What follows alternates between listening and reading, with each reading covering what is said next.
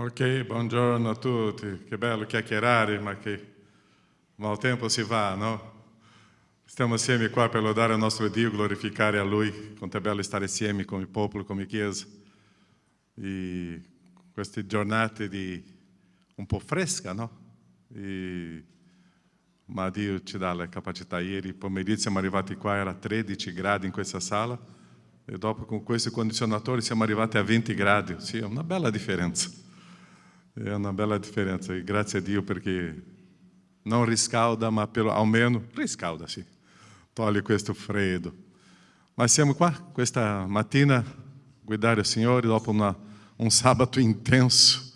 Siamo usciti di qua verso mezzanotte, ma quanto è bello stare in adorazione a Dio adesso assieme qua e riprendiamo questa camminata in servizio. Domenica possiamo adorare Dio in qualsiasi giorno, ma storicamente usiamo la domenica per inserire i nostri piedi in mezzo a un popolo, una gente che adora Dio, e siamo qua per questo.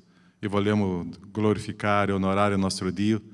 Questo periodo stiamo vivendo il periodo di Natale e dobbiamo sempre ricordare il grande amore di Dio che invia Cristo Gesù, suo Figlio, per diventare uomo e dopo il nostro sacrificio, che dopo prende i nostri peccati e la nostra guarigione spirituale. E vogliamo questo culto adorare Dio per quello che fa. E noi siamo stati nati, creati per adorare. Un essere umano che non adora è perché c'è qualcosa che manca, è un vuoto. L'essere umano sempre c'è un desiderio di adorare qualcuno più grande.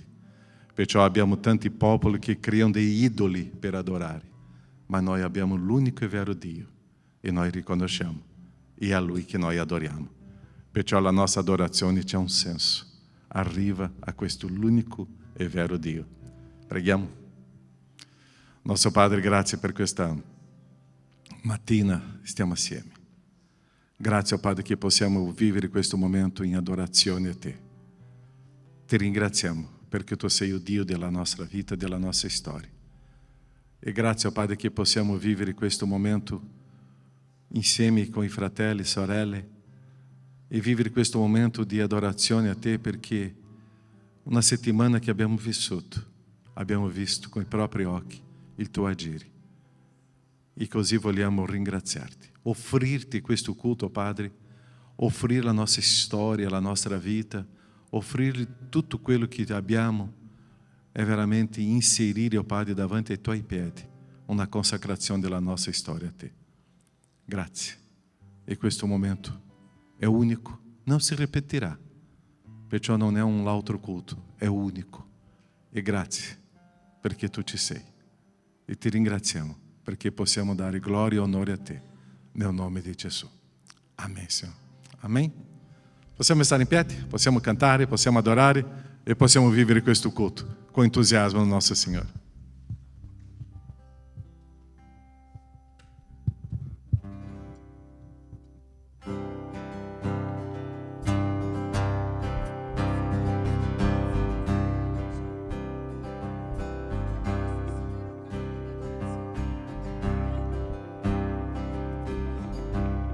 Iniziamo svegliandoci, adesso mi sentite?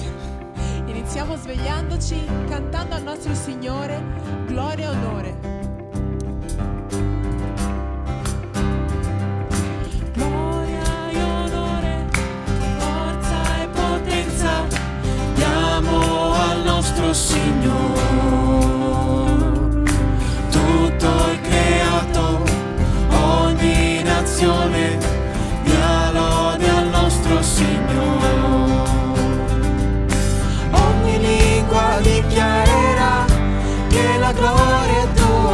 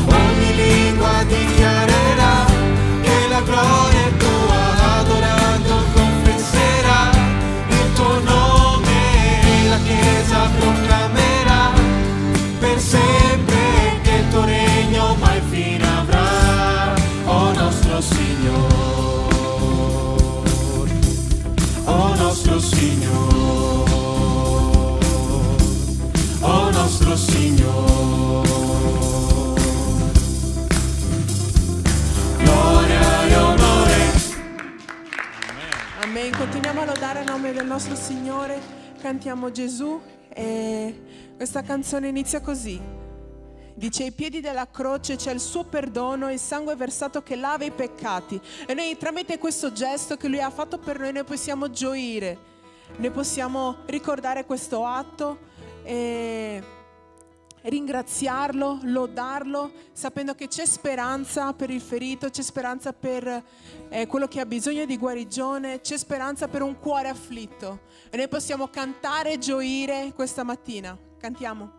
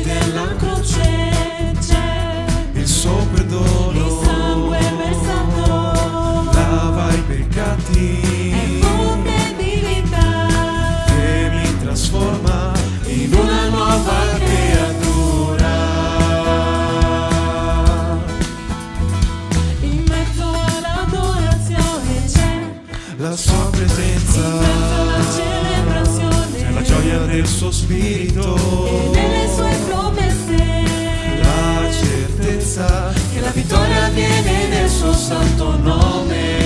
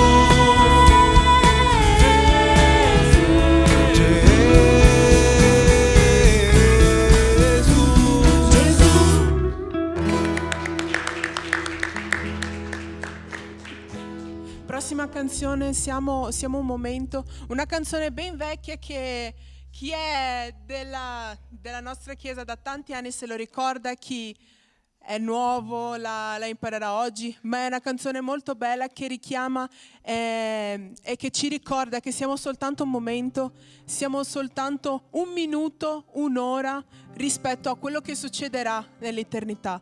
E noi che possiamo cantare questa canzone ricordando e celebrando il nostro Signore, e sapendo che tutto quello che noi stiamo passando qui è solo un momento.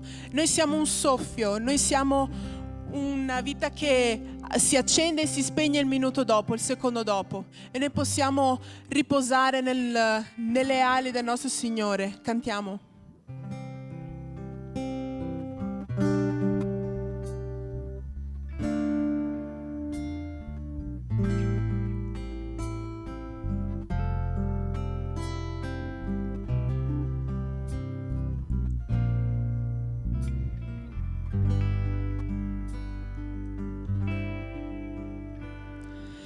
Siamo un momento, tu sei per sempre, tu sei Signore, Dio di ogni età. Siamo vapore, tu sei eterno, amore immenso, regni lassù.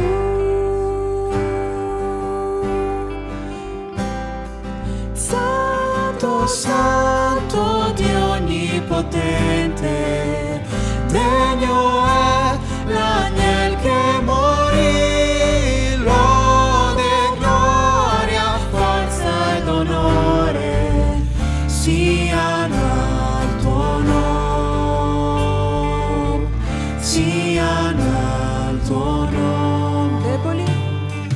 Deboli siamo, tu ci sostieni, o Redentore e Salvatore, canto d'amore, noi innalzeremo, ci prostreremo e t'adoreremo. Santo, Santo Dio onnipotente, degno è l'agnel che morì, lode, gloria, forza ed onore siano al tuo nome, siano al tuo nome. Santo, Santo Dio onnipotente, degno è l'agnel che morì, lode, gloria, forza ed onore siano al tuo nome, siano al tuo nome. Cantiamo Santo. Santo, Santo Dio onnipotente, degno è l'agnel che morì, lode, gloria, forza ed onore siano al tuo nome, siano al tuo nome. Santo, Santo Dio onnipotente, degno è l'agnel che morì, lode, gloria, forza ed onore siano al tuo nome, siano al tuo nome, siano al tuo nome. Amen, Padre, ti ringraziamo. Lode e onore, Padre, siano soltanto a te. Noi ti vogliamo innalzare questa mattina, Padre. Noi vogliamo sentire la tua presenza, Padre. Vogliamo vedere il tuo agire, Padre. E noi ti ringraziamo perché noi sappiamo che quando noi siamo riuniti in tuo nome, quando noi parliamo di te, ti invochiamo, Padre, tu vieni qua, tu agisci, Padre. Nel nome santo di Gesù noi ti lodiamo e ti ringraziamo.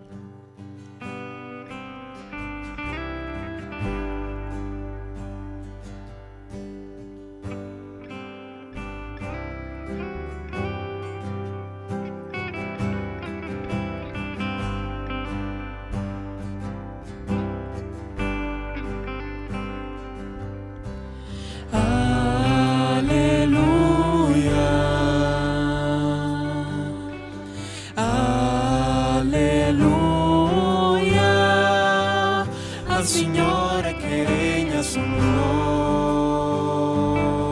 Lo diamo assieme. Alleluia,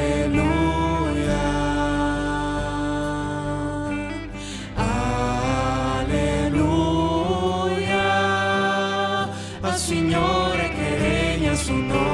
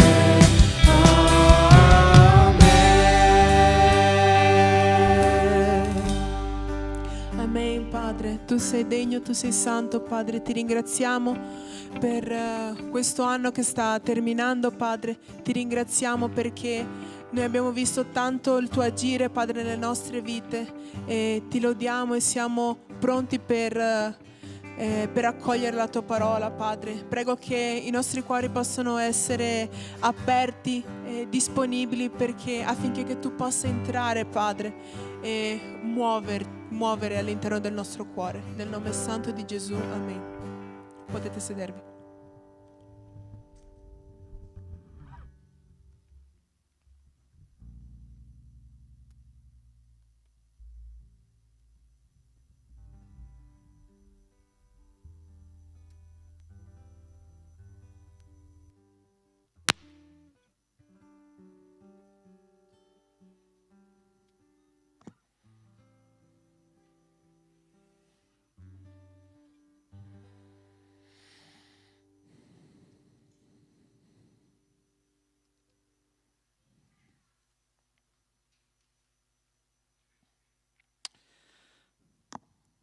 Ok, stiamo predicando in queste prime settimane di dicembre sul tema del Natale, no? E il tema della predica di stamattina sarà Natale, speranza ai disperati. La parola disperazione vuol dire coloro che sono senza speranza, no? E per sviluppare questo tema ho pensato a una persona che a tutti gli effetti, nonostante la difficoltà che ha vissuto una vita completamente piena, ma piena proprio della grazia, dell'amore e della speranza che viene da Dio. E se parliamo di Gesù stesso, no? 750 anni prima della nascita di Cristo, una profezia è stata fatta a suo riguardo nel libro di Isaia, capitolo 53, dice così: disprezzato e abbandonato dagli uomini, uomo di dolore familiare con la sofferenza, pari a colui davanti al quale ciascuno si nasconde la faccia, era spregiato e noi non ne facemmo stima alcuna. Questa è la profezia che ha a che fare con la nascita e la vita e la morte di Cristo, e ci descrive la vita di Cristo in un modo terribile, ossia uomo che doveva veramente essere riconosciuto dal suo popolo come Messia, è stato catalogato come un uomo che non poteva essere apprezzato, un uomo che ha sofferto nelle relazioni umane. Voi sapete che Gesù ha sofferto dai farisei, ossia dai religiosi di quel tempo, ha sofferto della sua famiglia. A un certo punto la sua famiglia gli ha detto addirittura che era un po' fuori di senno per quello che predicava, no? Quindi l'appoggio della famiglia è perfino venuto a mancare a un momento della vita di Gesù. E infine lui ha sofferto perfino dai suoi discepoli, ossia negli ultimi istanti di vita Gesù ha sofferto perfino l'abbandono delle persone che più erano vicine a lui. Eppure, nonostante tutto questo, nonostante fosse un uomo che ha sofferto tantissimo, specialmente nelle relazioni umane, dice così il testo di Giovanni 1,14: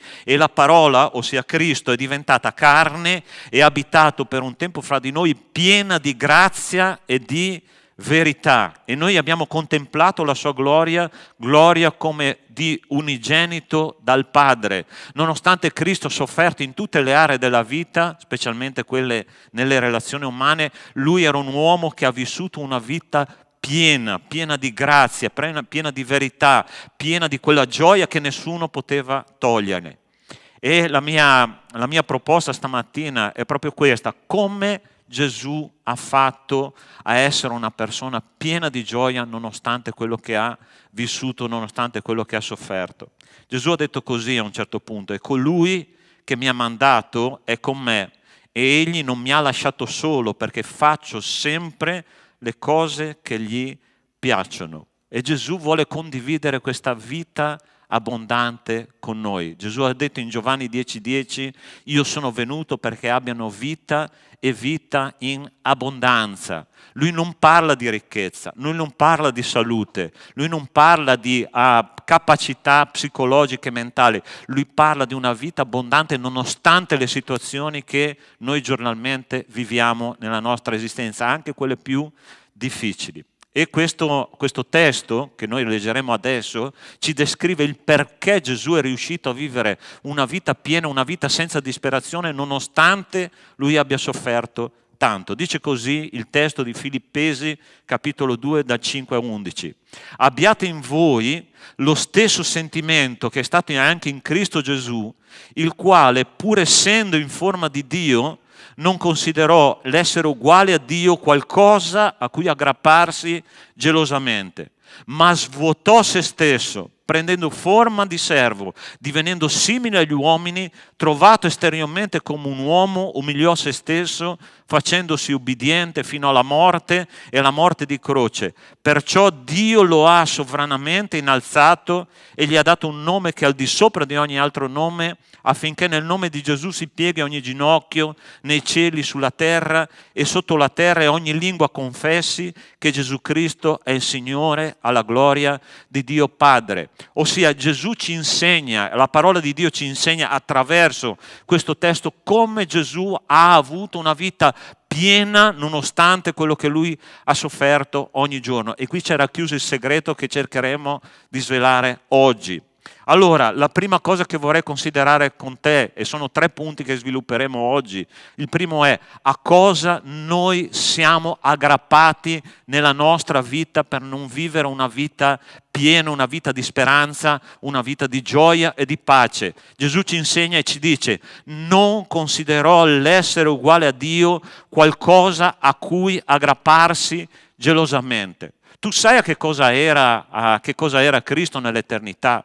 Se tu vai in Apocalisse capitolo 4, tu capirai che cosa Cristo ha rinunciato quando ha scelto di incarnarsi e di venire qua sulla terra. Allora sta attento, la prima cosa a cui lui ha rinunciato, se tu vai in capitolo 4 di Apocalisse, capisci subito che cosa stava succedendo nella mente di Cristo nel momento in cui lui ha pensato di incarnarsi. Lui ha rinunciato a tutta la sua gloria. Tu prova a immaginare Cristo seduto su quel trono, attorniato da 24 anziani che rappresentavano i credenti di tutte le epoche, poi è attorniato da tutti gli angeli di Dio che lo adoravano, e il Signore ha detto a un certo punto: io rinuncio a tutta questa gloria per diventare una persona che dipende interamente da quello che mi dirà di fare il mio Padre, che è il mio Padre celeste. Lui ha rinunciato alla sua infinità, ossia era un essere infinito, e ha scelto un corpo mortale dove inserirsi e soffrire la fame, soffrire la sonno, soffrire la morte come tutti noi esseri umani. Ossia, quando Cristo ha lasciato il suo trono eterno, è sceso qua in terra e ha rinunciato a tante situazioni che lui viveva perfettamente là nell'eternità. Ma lui è venuto qua e, rinunciando a tutto questo, non si è aggrappato all'essere uguale a Dio. Perché? Perché lui voleva mostrarci che si può vivere una vita piena quando noi rinunciamo a quello a cui siamo aggrappati. Ho una domanda scomoda da farti questa mattina: a cosa tu sei aggrappato per essere così disperato in questa vita? A cosa tu sei aggrappato? Sei aggrappato a un sogno? Sei aggrappato a qualcosa che tu vuoi avere a tutti i costi? Sei aggrappato, per esempio, al tuo orgoglio? Ti ricordi la storia di Saul, il grande re Saul, che a un certo punto della sua vita lui dice che Dio gli ha consegnato il compito di guidare il popolo di Israele, ma lui era un re disobbediente, e a un certo punto della sua vita, la prima battaglia che lui ha vinto, gli sembrava di aver vinto il mondo. Sapete che cosa è andato a fare? È andato a costruirsi, dice la parola di Dio nell'Antico Testamento, è andato a costruirsi un monumento, ossia ha fatto un monumento a se stesso. Il suo orgoglio non poteva in nessun modo soddisfare la vita di Saul. Saul è morto nel peggior modo possibile. Perché? Perché lui era aggrappato al suo orgoglio. Allora prova a immaginare un matrimonio costruito sull'orgoglio. Prova a immaginare rapporti umani costruiti sull'orgoglio, dove nessuno si può avvicinare perché tu sei come, sai, quei porcospini che hanno le punte, no? Che non si riesce a... Tu sai la storia dei porcospini? Chi è che conosce la storia dei porcospini? Qualcuno la conosce, qualcuno no. Ok, vi racconto la storia dei porcospini, sta attento. L'era glaciale sta arrivando e ci sono dei porcospini che hanno bisogno di unirsi l'uno all'altro perché la temperatura scende e scaldandosi l'uno con l'altro loro riusciranno a sopravvivere, no? Allora, ovviamente però c'è un problema perché i porcospini hanno che cosa hanno le spine. E più si avvicinano i porcospini, più le spine pungono, giusto? Allora scelgono di fare una cosa, ognuno nella sua tana, ok? Quindi, siccome le spine pungono, ognuno nella sua tana, ognuno a casa sua. Però la temperatura scende ancora di più perché l'era glaciale è fredda, ok? E i porcospini nelle loro case cominciano a morire, ciascuno nella sua casa. Finché i saggi porcospini, gli anziani porcospini, i pastori dei porcospini, non decidono di fare una cosa e dicono: è meglio stare tutti insieme con tutte le nostre spine, vicini l'uno all'altro, qualche piccola ferita, ma almeno noi sopravviveremo all'era glaciale. Hai capito il senso? L'orgoglio non ti porta da nessuna parte. L'individualismo non ti porta da nessuna parte. La tua salute non ti porterà da nessuna parte. Le tue capacità non ti porteranno da nessuna parte. Noi siamo aggrappati a dei sogni umani a volte, che sono assurdi perché rimangono qua sulla terra. Io pensavo 30 anni fa che quando mi sono sposato era il sogno della mia vita e quello sarebbe stato il compimento di tutti i miei sogni e di tutto quello che avrei voluto nella mia vita, no?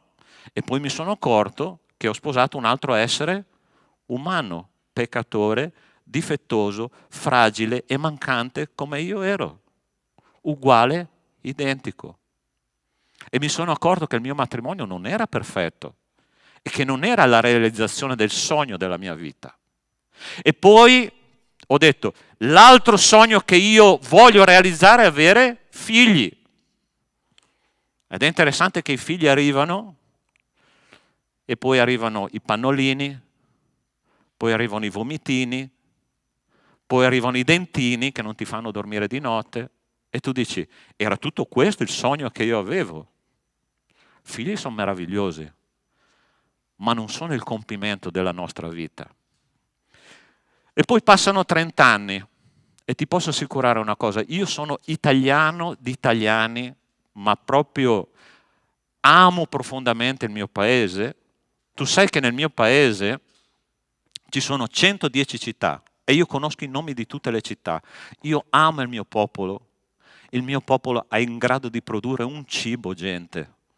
Io ho girato il mondo, ma il cibo italiano è una roba fantastica, ok? E il mio sogno era quello di visitare ogni città, obiettivo della mia vita era di visitare 110 città e ognuna con la sua caratteristica culinaria, ognuna con la sua cultura. Tu sai che in Italia si parlano 7 lingue. 7 lingue, ok? Ci sono. Si parla il francese provenzale, si parla il greco, si parla lo spagnolo, si parla il napoletano, che è una lingua, no? Cioè, è una ricchezza. In Italia c'è il 70%, gente, 70% della ricchezza culturale di tutto il mondo. Ossia, tu sai perché l'Italia è considerata il cimitero dei missionari? Perché quei missionari quando arrivano qua sono travolti da questa cultura, dalla cucina, da tutto quello che si può vedere in giro, che loro perdono l'obiettivo di quello che devono fare qua in questo paese che non conosce la parola di Dio, che non conosce la salvezza in Cristo. E queste persone si aggrappano a questa situazione e mollano la visione che Dio gli ha dato per la salvezza di questo popolo che ha bisogno di Cristo.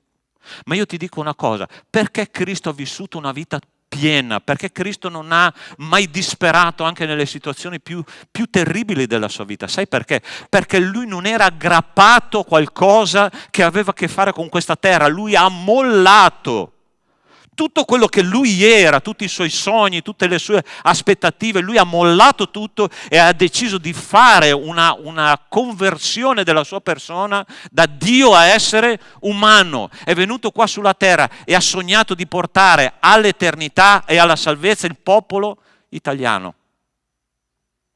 Sì o no? Sai perché lui non ha disperato? Perché lui non era aggrappato alle cose che hanno a che fare con questa terra. A cosa sei aggrappato? A cosa sei aggrappato?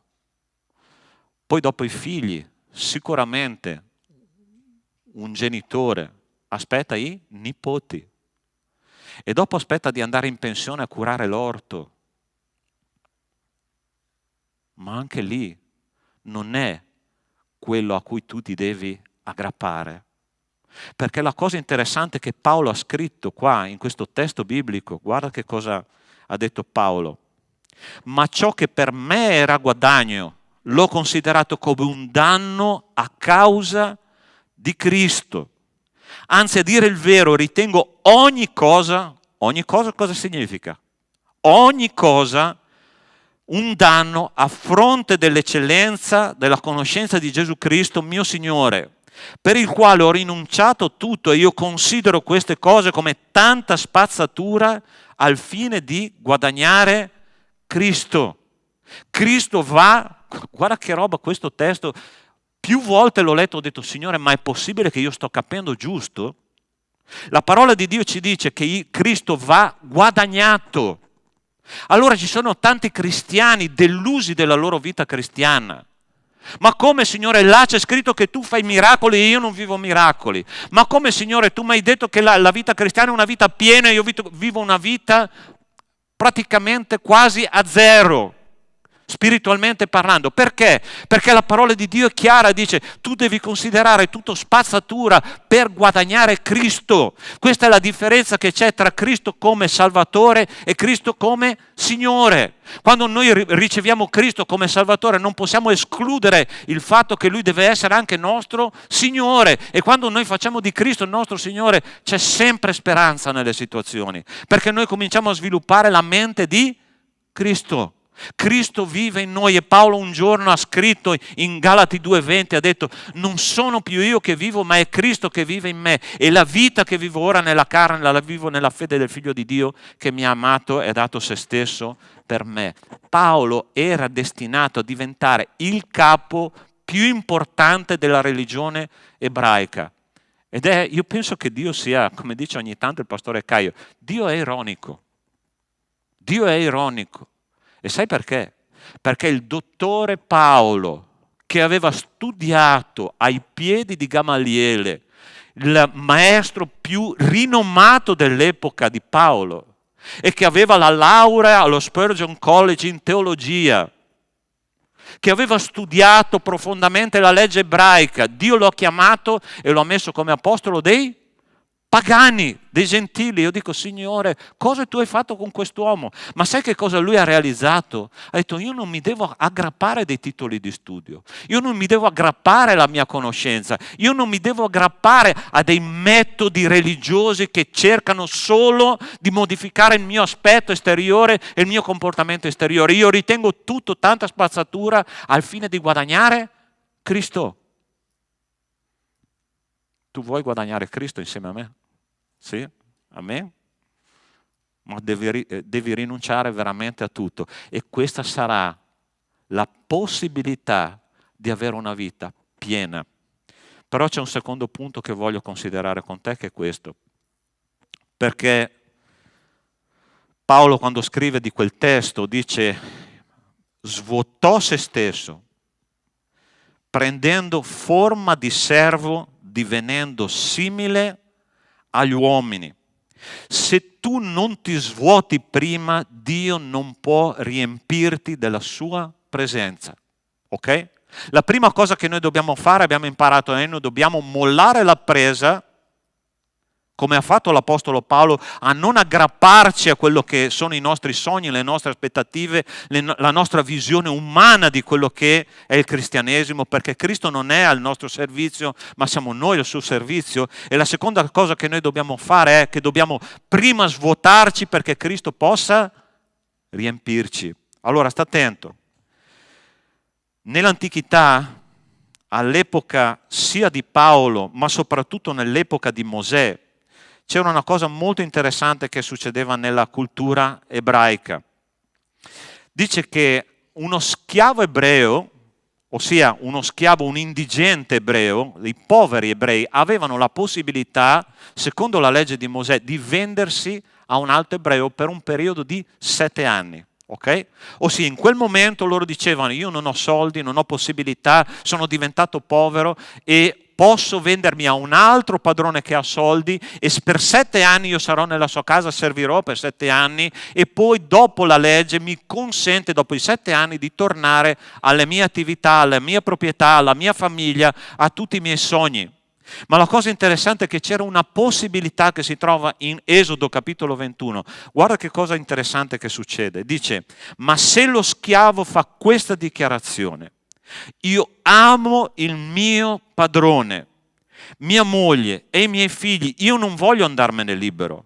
Allora il suo padrone lo farà comparire davanti a Dio, lo farà accostare alla porta allo stipite, poi il suo padrone gli forerà l'orecchio con una lesina ed egli lo servirà per sempre. Allora, se tu leggi questo testo dici: ma questo qua è pazzo. Ossia, un servo che si vende, serve per 7 anni, al giungere del 7° anno aveva la possibilità di tornare libero, ma non lo fa, perché lui dice: io amo il mio padrone e io voglio servirlo per sempre. Cristo si è svuotato, è diventato come un servo. Allora sta attento. Questa decisione che aveva a che fare con un cambiamento radicale nella vita di quello schiavo, ok? Ossia, io scelgo di rimanere qua e scelgo di farlo per tutta la vita perché io amo il mio padrone, voglio obbedire al mio padrone e voglio servirlo per sempre. Allora il padrone, guarda che cosa interessante questo rito di passaggio, no? Di questa decisione. Dice che il padrone prendeva il servo, lo faceva avvicinare alla porta, allo stipite della porta d'ingresso della casa, prendeva un punteruolo, gli forava l'orecchio. Tu pensi che fosse stata, è come quando tu fai l'orecchino, no? Oggi, stessa roba, tic tic, uguale. Io penso che forare l'orecchio con un punteruolo, a quell'epoca non c'era, no, il cerottino, non c'era la carezzina, no, cioè, si forava con un punteruolo. Ma questo gesto ha una simbologia che è tremenda, fortissima, profonda. Il servo decideva di ascoltare con il suo orecchio, a costo del sangue, tutto quello che avrebbe detto il padrone. Signore, questa mia orecchia è dedicata ad ascoltare i tuoi comandi. A costo del sangue io voglio obbedire a tutto quello che tu mi dirai. Sai perché Gesù ha avuto una vita piena? Gesù è chiamato l'agnello di Dio che ha tolto il peccato del mondo. Perché? Perché l'agnello è un essere vivente che ascolta esclusivamente la voce del suo pastore. Allora, interessante, quando siamo andati in campeggio quest'estate, ogni tanto di là passava un gregge di pecore, no? Alla mattina presto era bellissimo vedere questo gregge che pascolava e io mi sono soffermato proprio a osservare gli agnellini. Allora, fratelli, impressionante come gli agnellini, la prima cosa che loro fanno, quando hanno fame, la mamma non si inginocchia, non si stende e loro succhiano come fanno per esempio i cani, no?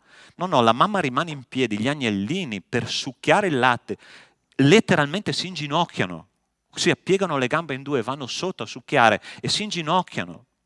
Ossia, il Signore mi ha detto: vedi come io ho formato il mio figlio nell'obbedienza, perché lui ogni giorno succhiava il latte di quello che io gli dicevo. Gesù a un certo punto ha detto: io non posso fare nulla se non quello che vedo fare dal Padre mio. Caro mio, cara mia, se tu non ti fermi ogni giorno ad ascoltare quello che Dio ha per te,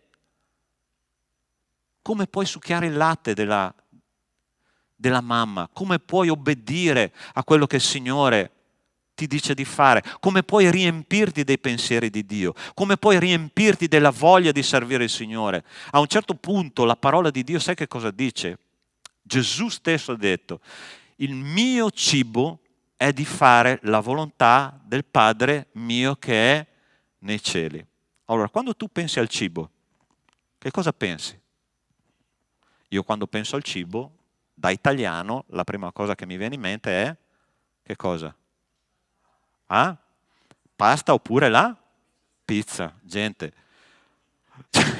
Col salamino piccante. Salamino, gorgonzola e cipolla. Questa è la mia preferita. Okay? Quando io penso al cibo, penso a questo. E Gesù diceva: brasiliani, quando pensate al cibo, cosa pensate? Al churrasco.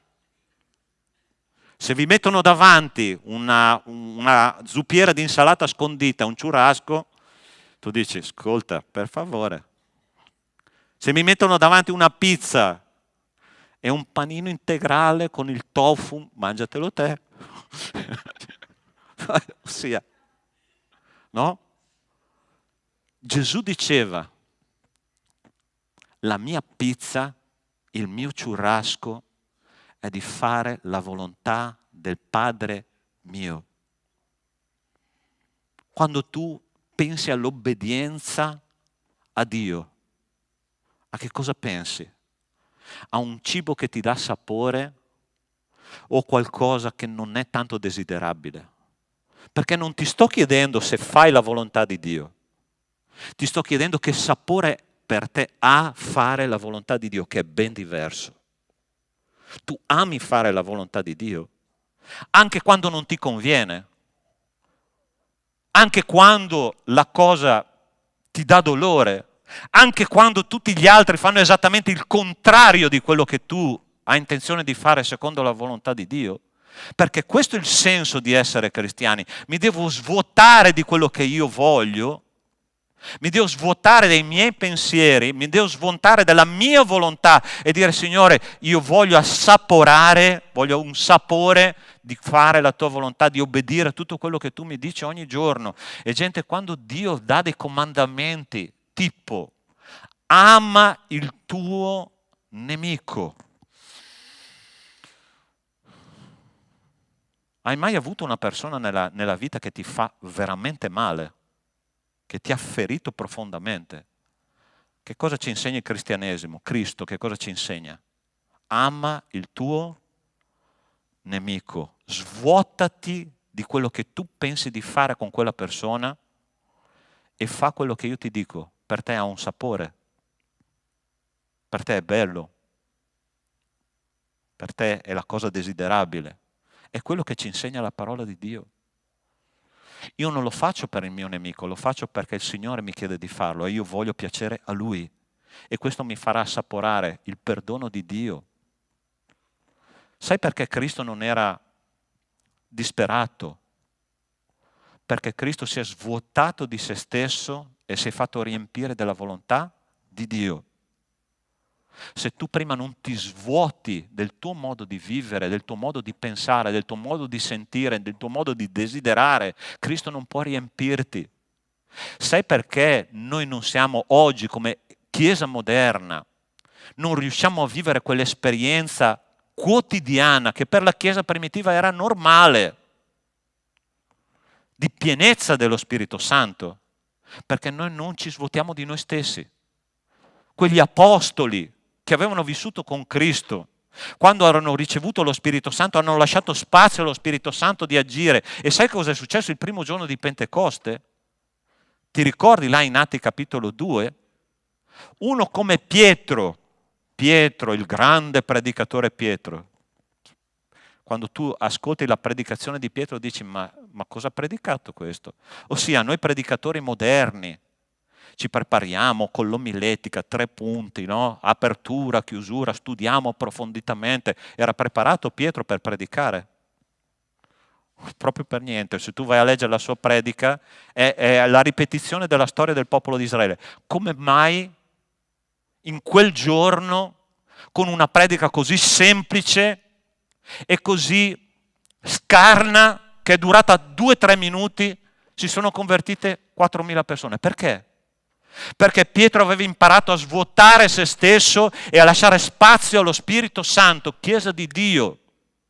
Se noi vogliamo avere una vita piena e senza disperazione, dobbiamo imparare a svuotarci e dobbiamo lasciare spazio a Cristo per riempire quello spazio che dentro di noi, nel cuore dell'uomo, c'è un buco a forma di Dio e solo Dio lo può riempire. Non sarà il tuo titolo di studio, non sarà il tuo matrimonio, non saranno i figli, non saranno i nipoti, non sarà la tua professione, non sarà il tuo conto in banca, non sarà la tua salute, non sarà niente di tutto questo. Sarà solo Cristo che riempie. E Cristo vuole riempire, ma noi dobbiamo fare spazio. È interessante che Apocalisse, capitolo 3, l'ultima chiesa che rappresenta la chiesa dei tempi moderni, sai che cosa dice quella parola? Apocalisse capitolo 3, versetto 20, io sto alla porta e busso. Se qualcuno ascolta la mia voce. Per la prima volta Cristo fa un appello individuale alle persone per lasciare entrare Cristo nella propria vita e riempire la propria vita. Cari miei, io sono qua per dirvi che Cristo sta bussando. E Cristo sta tornando. Il mondo non sopporta più il messaggio del Vangelo.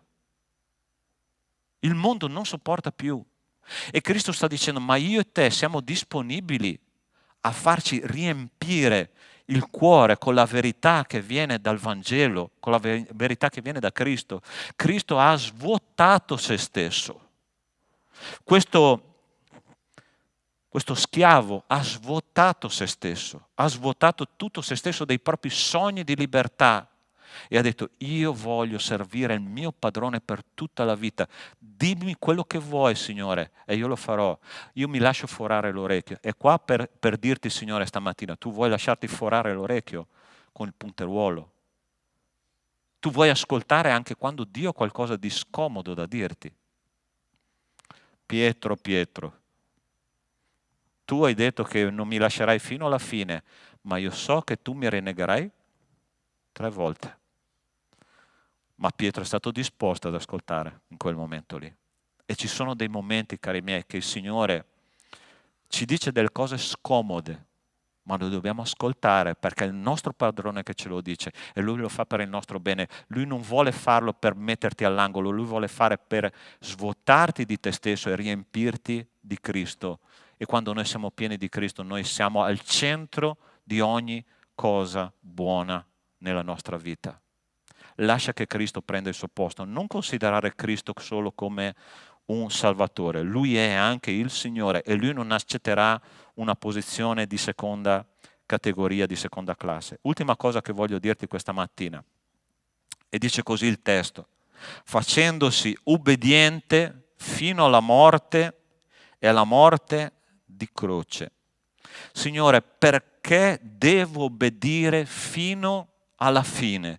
Perché devo obbedire portando la mia croce? Perché la croce non è una cosa semplice da portare. La croce è un problema serio da portare sulle spalle. È una responsabilità enorme da portare per noi cristiani. Ma Gesù ci dice il perché dobbiamo obbedire fino alla fine. E guarda che cosa dice Gesù proprio stesso in Giovanni 12,24. In verità vi dico che se il granello di frumento caduto in terra non muore, rimane solo, ma se muore produce molto frutto. Il primo motivo perché noi dobbiamo obbedire e far morire il nostro ego è per un semplice motivo. Qua abbiamo un agronomo che mi confermerà quello che dico, ok? Sai quando è che cresce una piantina? Allora sta attento. L'agricoltore sa questo. Tu pianti un seme e in quel seme c'è tutto quello che serve perché la pianta diventi una pianta formata e porti frutto. Ma quel seme deve fare una cosa. Paf! Deve spaccarsi in 2. deve aprirsi, deve scomparire quel seme. E così il seme comincerà a mettere radici e la pianta comincerà a crescere e la pianta porterà frutto e il frutto sarà il piacere delle persone che saranno là a cogliere quel frutto. Se io e te non moriamo a noi stessi, non porteremo frutto.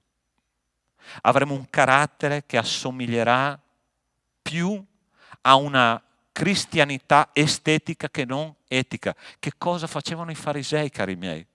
Loro regolavano la loro religiosità sulla base di comportamento esteriore. E non è questo che Cristo vuole. Cristo vuole cominciare da dentro. Cristo vuole cominciare da tuo cuore. Cristo vuole cominciare dalla tua anima e fare sbocciare qualcosa di completamente diverso. Ma se noi non decidiamo di morire a noi stessi, se noi non decidiamo di lasciare a Cristo il posto, noi non porteremo mai frutto.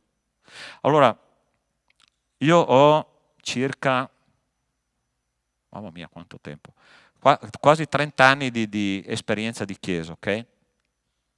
E ho visto tante situazioni, anche qua a Treviso, ma anche là a Mantova da dove io vengo. Ci sono dei momenti in cui nella chiesa scoppiano delle diatribe, delle spaccature all'interno della chiesa, no? E la cosa interessante è che tu nei momenti di crisi tu vedi veramente chi è chi all'interno della comunità. Nelle comunità, nella chiesa cristiana, io ho visto tante situazioni e tante persone passare e persone che io consideravo persone veramente credenti, veramente fedeli al Signore, veramente piene di Spirito Santo, a un certo punto si sono rivelate dei demoni, ok? Dei demoni. E sai perché? Comportamento esteriore. Quello che c'è nel cuore di una persona non corrisponde a quello che tu vedi con i tuoi occhi in quella persona. E sai perché? Perché le persone vogliono più essere religiose, vogliono più essere estetiche, anziché etiche, perché non vogliono regolare il proprio ego all'interno, non vogliono far morire il proprio ego. E far morire il proprio ego, gente, non è una cosa semplice. Non è semplice far morire le proprie aspettative, non è semplice far morire il proprio orgoglio, non è semplice far morire i propri progetti e dire: Signore, io sono colui che sono perché tu mi hai salvato e io voglio i tuoi progetti, io voglio le tue aspettative, io voglio che tu prenda il mio posto. E quando Gesù stava soffrendo sulla croce, ti ricordi? Quando gli hanno piantato i chiodi sulla croce, lui diceva, guardava quei romani, soldati romani, e diceva: Padre, perdona loro perché non sanno quello che fanno, mentre gli piantavano i chiodi. Lui ha fatto morire. Io non so, gente, a volte io cerco di medesimarmi nelle situazioni che leggo nella parola di Dio, no? Specialmente non quelle che parlano di dottrina, ma quelle che parlano delle situazioni che Gesù ha vissuto. Allora sta attento. Lui che era il figlio di Dio, che poteva scendere dalla croce e fulminare tutti coloro che erano lì, che lo stavano inchiodando solo con uno sguardo, perché lui è il re dei re, signore dei signori, onnipotente Dio, e poteva farlo.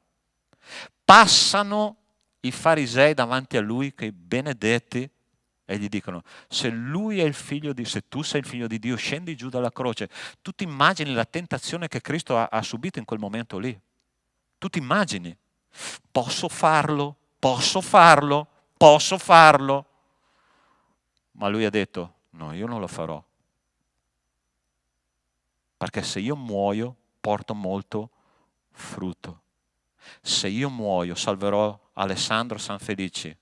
Nel 1992, un giorno, quel ragazzo crederà in me e passerà dalle tenebre alla luce.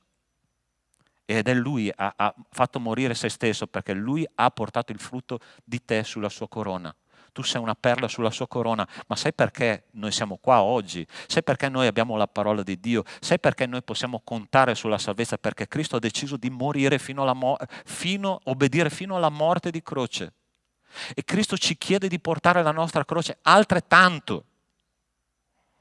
Sai perché una persona non è disperata, un cristiano non è disperato anche nelle situazioni più serie della vita? Perché la parola di Dio dice: chi ha i miei comandamenti, Giovanni 14,21, e l'io osserva, quello mi ama, e chi mi ama sarà amato dal Padre mio, e io lo amerò e mi manifesterò a Lui.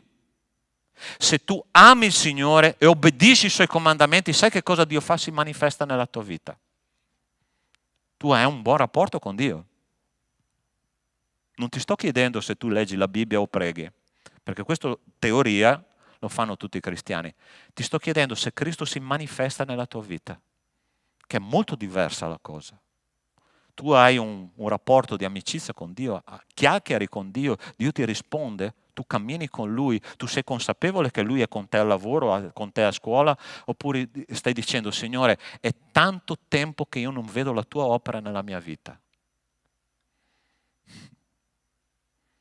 Dio è qua per dirti, se tu obbedisci ai miei comandamenti, io mi manifesterò a te. E quando io mi manifesto, tutto va a posto. Tutto va a posto. Allora sta attento, o sta attenta. Adesso bisogna parlare sempre al maschile e femminile per fare il politically correct, ok? In modo che nessuno si offenda. Quei pastori a cui Dio si è manifestato, ti ricordi quella notte, no? Che la gloria e gli angeli nel cielo si sono manifestati, quei pastori che erano là nei campi, no? E quei pastori sono andati ad adorare il bambino, ok? E dice la parola di Dio che sono tornati pieni di gioia, ma tornati dove? Queste sono domande da teologi, da pastori, no? Ogni tanto mi dico, penso di essere un po' matto, ma tornati dove? Tornati al loro lavoro di pastore. La loro vita non è cambiata, Hanno continuato a fare i pastori.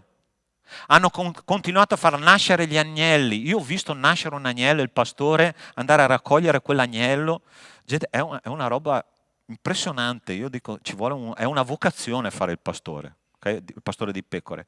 L'agnello, mentre stava nascendo, di fronte a casa mia proprio, era arrivato un gregge di pecore, il pastore arriva, prende quell'agnello sporco di liquido amniotico, una puzza terribile, il pastore prende quell'agnello, se lo porta in braccio così per non farlo calpestare dalle altre pecore che stavano passando. Io dico, Signore, ma come fa sta persona? Era un ragazzone alto quasi 2 metri, ma io penso che se mi avvicinavo a lui non profumava di Chanel numero 5, ok? In mezzo alle pecore, ma lui aveva scelto di fare il pastore.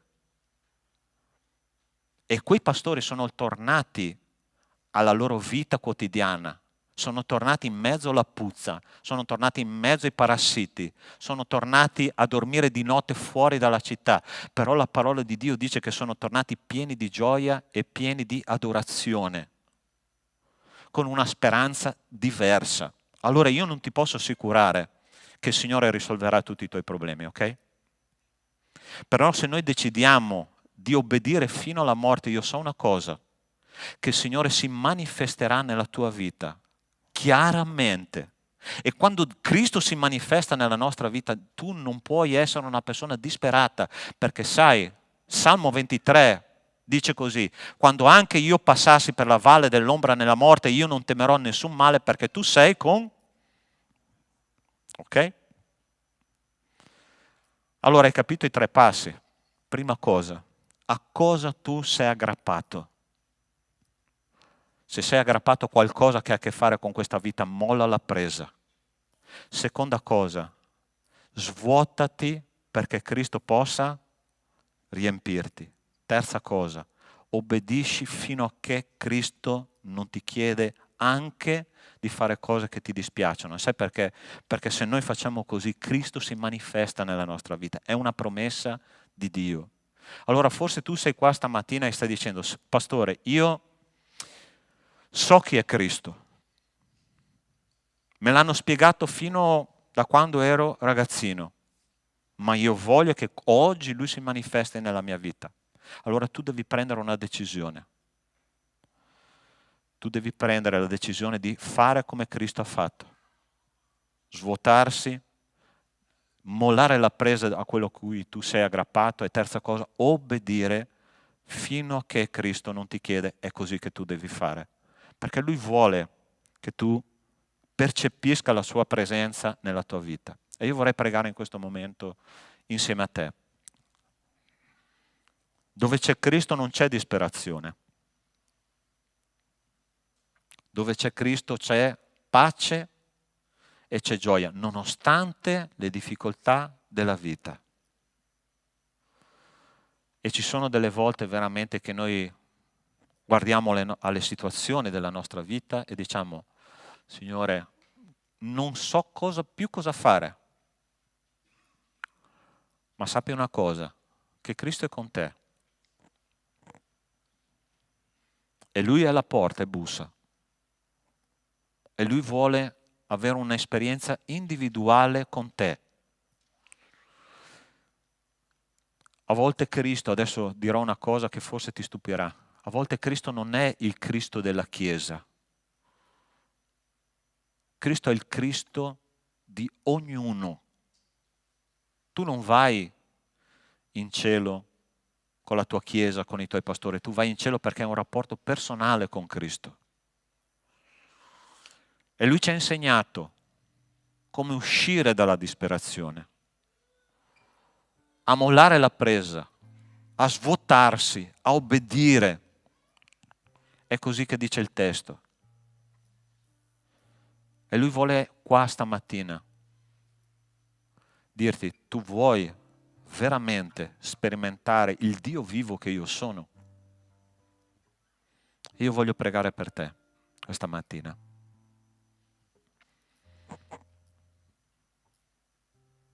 Lascia andare l'orgoglio. Gesù ha detto un giorno ai Suoi discepoli, non fate come fanno i farisei, non fatevi chiamare maestro. Voi siete tutti fratelli. Lasciate la presa, perché siete tutti servi. Non conta la tua posizione nella Chiesa, non conta se hai il conto in banca, se hai salute, se hai capacità, non conta. Quello che conta è Cristo. È Lui che ti porta una vita piena. Ricorda la sua promessa. Io sono venuto perché abbiano vita e vita in abbondanza. Questa è la promessa di Dio. E se tu hai sentito questa mattina che Cristo ti ha parlato e hai bisogno e vuoi la preghiera della Chiesa, io ti invito ad alzarti lì dove tu sei, non ti vedrà nessuno, ok? Ma io voglio pregare per te. Tu hai sentito che la parola di Dio era per te questa mattina? Dio ti benedica, Dio ti benedica. Amen. Dio ti benedica, Dio ti benedica. Amen. Amen. Ascoltami. Io sto alla porta e busso. È così che dice la parola di Dio. Se qualcuno ascolta la mia voce, apra la porta. Io entrerò, dice il Signore Gesù. Cenerò con Lui e Lui cenerà con me. Può darsi che da oggi in poi la tua vita abbia un cambio radicale.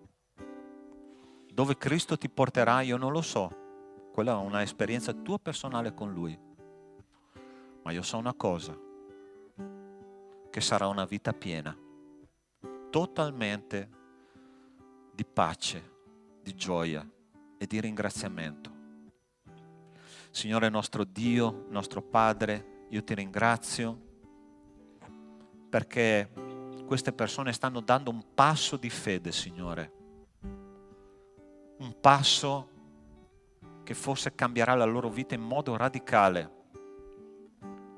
Se c'è qualcuno qua che sta dicendo, Pastore, io non conosco ancora chi è Cristo, allora il Signore ti dice, ravvediti e abbi fede in quello che io ho fatto per te, sulla croce, per salvare la tua anima. Io ti chiedo, Signore, di sigillare questo momento con il tuo Spirito e che queste anime siano salvate per la tua gloria. Ma forse c'è qualcuno che sta dicendo, Signore, io ti conosco, ma voglio riconsacrare la mia vita a te oggi. Voglio che tu mi riempi del tuo spirito. Padre, riempi. Padre, sigilla questo momento con le tue promesse. E io ti ringrazio, Signore, perché so che tu stai facendo un'opera profonda nel cuore di queste persone che hanno dato un passo di fede. Guidale, Signore, ad ogni passo come agnelli di Dio. Nel nome di Cristo Gesù. Amen. Amen. Ascoltami, tu puoi dare un abbraccio alla persona che è vicino a te, che era in piedi? Dai, è il momento giusto per dirgli: Dio ti benedica, il Signore farà una grande opera con te.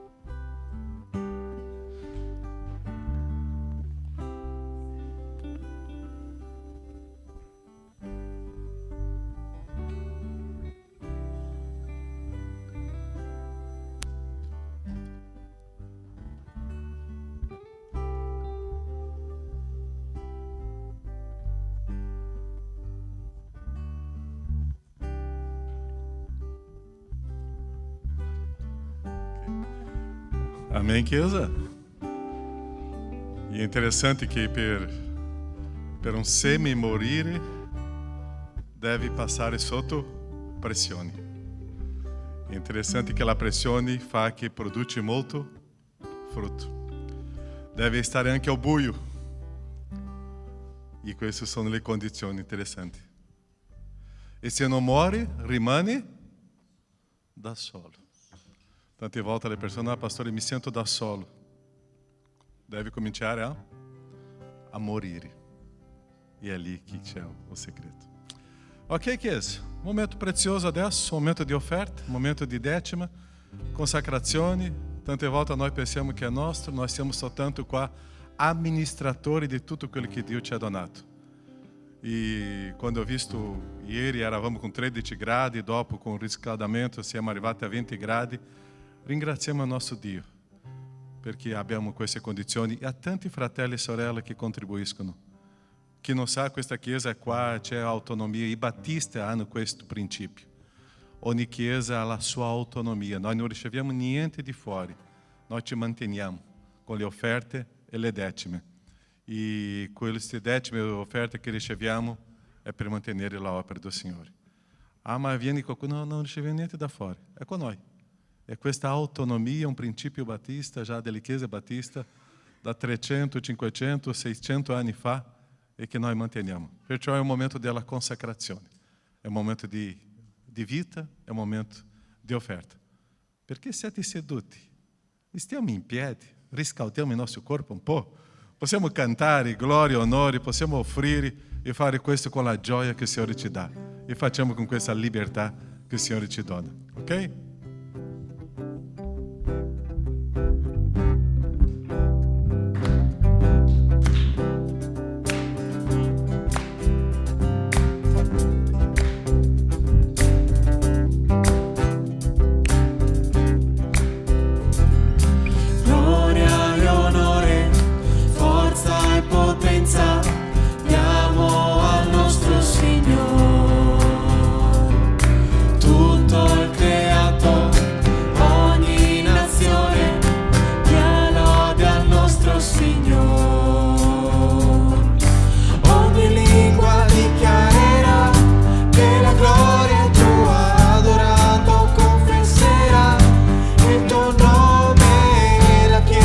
Proclamerà per sempre.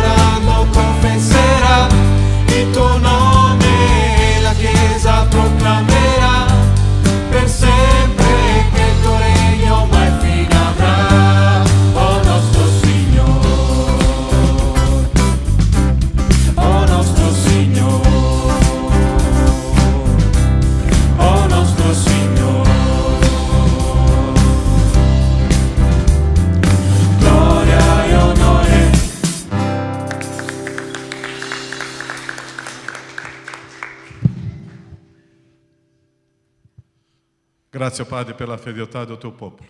Grazie, oh Padre, per la generosità della tua gente. Grazie, oh Padre, che possiamo vivere questa libertà di contribuire. Grazie perché questo è gioia, Padre, perché questa è conversione e trasformazione. Grazie, oh Padre, perché la nostra fiducia è il tuo sostegno. E grazie, oh Padre, perché sappiamo che tu ci sei con noi. E la nostra sicurezza sei tu. Noi non siamo aggrappati a quello che consiamo. Noi siamo, Padre, svuotati da noi stessi, in modo che possiamo dare vita alla gente, con obbedienza fino alla fine. Grazie, oh Padre, perché la preziosità della tua parola è che ci arricchisce, ma che ci produce, oh Padre, trasformazione nella nostra storia. E siamo in te. Nel nome di Gesù. Amen, Signore. Potete accomodarvi? Ok? Ci sono un po' di avvisi oggi. Non tanti, ok? Si parte da ottobre, già è partito, già siamo a dicembre. C'è lezione di batteria, ok? C'è qua Fernando. E chitarra, Marcello, ci sono canto con la Jacqueline, ok? Informazioni potete parlare con l'associazione, ok? Stiamo con le lezioni sempre in settimana. Gli altri avvisi, Ministero Sociale, già stiamo consegnando, ci sono ancora dei pacchi, ma abbiamo anche una sala piena di roba, ok? Da consegnare alle famiglie, ok? Se vuole aiutare e servire, questo ministero è per tutta la Chiesa e abbiamo un elenco di persone che noi possiamo entrare nelle case, ma non è solo portare un pacco, noi non siamo la DHL, noi siamo una Chiesa, entriamo per prendere cura di una famiglia, di pregare, di stare assieme e fare un incontro, un approccio, e è lì che può produrre vita. Se tu vuoi più informazioni potete parlare con il responsabile, ok? Ok, gli altri avvisi. Culto di Natale sarà alle ore 18 il 25 alle ore 18, come sempre facciamo ogni anno in questo orario, ok? Così il 24, se tu vedi che c'è una famiglia da sola, una persona da sola, invita per stare a casa tua. Ma il 25 staremo insieme qua come Chiesa. Verranno Belluno, Conegliano, Padova di stare assieme qua e staremo celebrando il nostro Dio. L'altro avviso, ok, gli altri ci sono qua io. Mercatino, avete visto che ci sono qualche prodotto lì, sono lavoro che le donne fanno tutto l'anno, lunedì e giovedì, e sempre alla fine di anno facciamo questo mercatino. Ricavato è l'opera sociale, è Porte Aperte, è Zimbabwe, Compassion, e così se tu vuoi più informazioni sono le persone lì, e anche c'è una lotteria, ok? Mi sembra 4 euro, no? E dopo c'è la estrazione che sarà una di questo mese e l'altro a gennaio, ma è una contribuzione, ok? Io spero che la Chiesa possa essere gentile di contribuire, perché tutto questo ricavato non è per noi, è per un'opera sociale che facciamo, ok? Ci sono le informazioni più lì indietro, ok? Curso di Apocalisse, Pastore Sandro, riparte a gennaio, secondo il sabato di gennaio, ok? Facciamo una pausa adesso. E culto di Capodanno, come sempre facciamo, il 31 di dicembre alle ore 22. Finiamo il culto alla mezzanotte e dopo staremo mangiando, giocando e faremo delle altre attività qua fino a che il sole possa venire su, ok? E staremo lì, stare assieme insieme come popolo di Dio. Ok? Grazie. Dio vi benedica. Buona domenica. Ciao. Pastore Sandro já lá para salutar.